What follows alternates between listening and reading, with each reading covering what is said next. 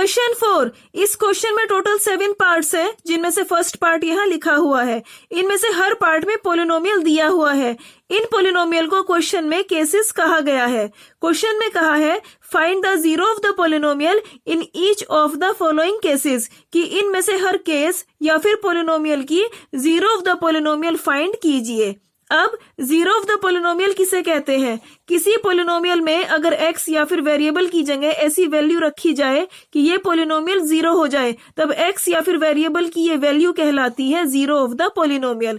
अब इन पोलिनोमियल्स की zero of the polynomial को फाइंड करने के लिए इनमें हम px को जीरो के इक्वल रखेंगे। तो लेते हैं first part, px is equal to x plus 5। इसमें px को रखा इक्वल टू जीरो के, यानी कि px इक्वल टू जीरो। अब px x प्लस 5 के भी इक्वल है और px जीरो के भी इक्वल है, यानी कि ये तीनों आपस में इक्वल है। तो लिखते हैं px is equal to x plus 5 equal to zero. अब इनको लेते हैं, यानी कि x plus 5 equal to zero. यहां लिखा x इक्वल टू का साइन। अब ये प्लस का 5 इक्वल टू के राइट हैंड साइड में जाकर हो गया माइनस का 5। ये माइनस का 5 ही इस पोलिनोमियल की जीरो ऑफ द पोलिनोमियल है। तो लिखते हैं hence -5 is the zero of the polynomial px is equal to x plus 5 answer, यानी कि हेंस -5 ही इस पोलिनोमियल की जीरो ऑफ द पोलिनोमियल है। अब हम यहाँ पे चेक भी कर सकते हैं कि क्या ये -5 इस पोलिनोमियल की जीरो ऑफ द पोलिनोमियल है। तो अगर ये इसकी जीरो ऑफ द पोलिनोमियल हुई तो ये px को जीरो के इक्वल कर देगी। तो हमने यहाँ पे लिखा p और x की जगह लिखा -5। अब इक्वल टू x की जगह लिखा -5 और प्लस का 5 इज इक्वल टू, ये प्लस का 5 और माइनस का 5 कैंसिल हो गया तो हमें मिला जीरो, क्योंकि इस वैल्यू पर px जीरो हो गया, इसीलिए यस यही -5 ही इस पोलिनोमियल की जीरो ऑफ द पोलिनोमियल है।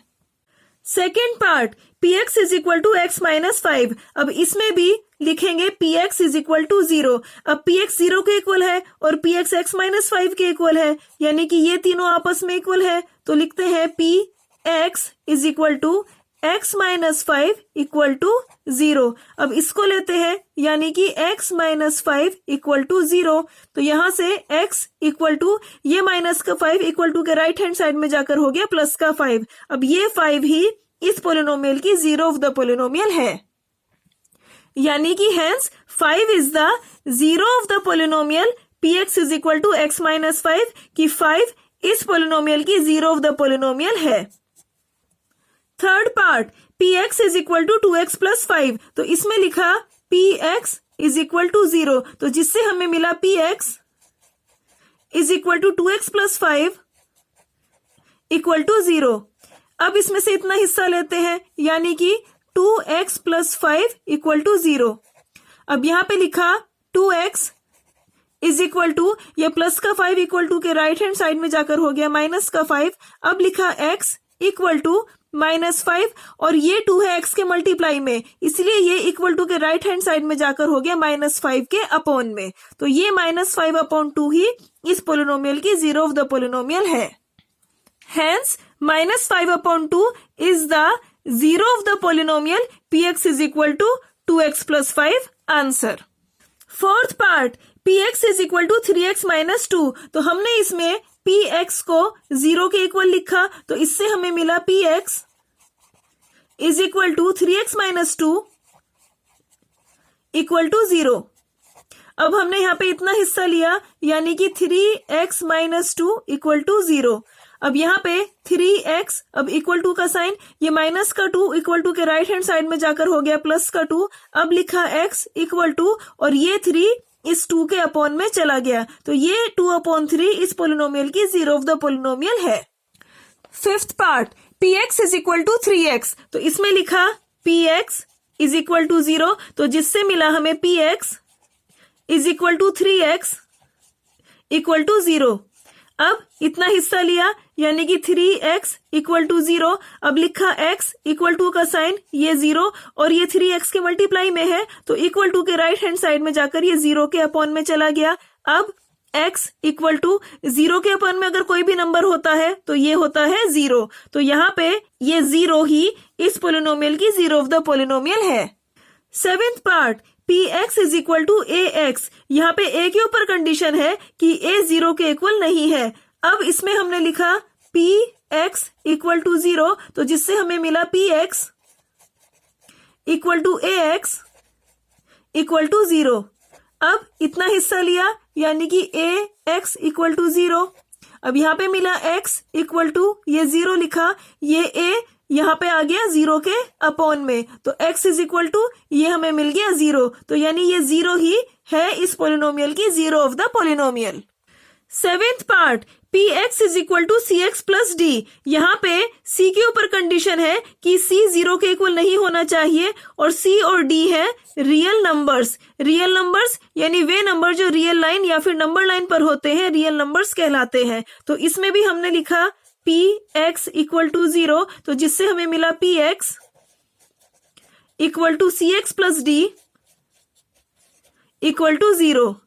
अब इसमें से हमने इतना लिया यानी कि cx plus d equal to 0, तो यहाँ पे लिखा cx इक्वल टू, अब ये प्लस का d इक्वल टू के राइट हैंड साइड में जाकर हो गया माइनस का d, तो लिखा x इक्वल टू ये माइनस का d और ये c माइनस d के अपॉन में, तो ये माइनस d अपॉन c ही इस पोलिनोमियल की जीरो ऑफ द पोलिनोमियल है। अब यहाँ पे एक पॉइंट समझने का है कि यहाँ इस c के ऊपर ये कंडीशन क्यों है कि c 0 के इक्वल नहीं होना चाहिए।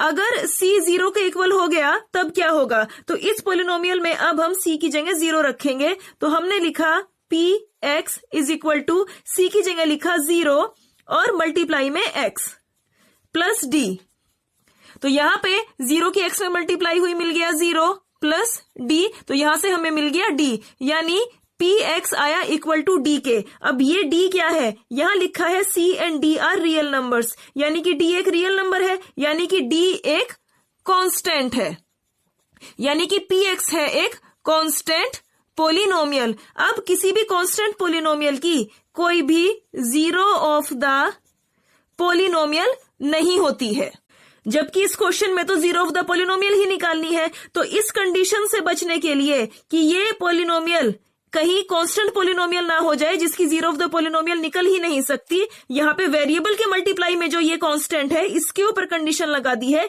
कि ये c 0 नहीं हो सकता, जिससे कि इस वेरिएबल x की एग्जिस्टेंस बनी रहेगी और इस x की वैल्यू या फिर जीरो ऑफ द पोलिनोमियल निकल जाएगी।